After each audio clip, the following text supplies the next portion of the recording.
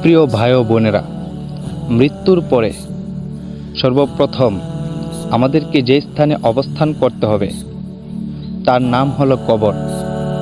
আর সেই কবরের কথাই আমরা ভুলে গেছি।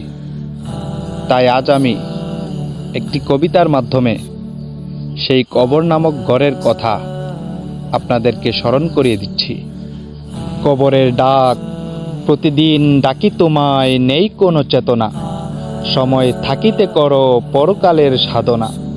ডাকার মতো ডাকবো একদিন আমি অন্ধকার কবর, আসতে হবে আমার কোলে, রাখো না কেউ খবর। সাপ বিচ্ছু আজাব গজব থাকবে তুমি একলা, যেদিন তোমার ডাক পড়িবে পড়বে কান্নার মেলা। ছেলে মেয়ে কাঁদবে সবাই, কেউ হবে না সাথী, আমি কবর নিজন গৃহ, কেউ দিবে না বাতি। তোমার সম্বল ইমানে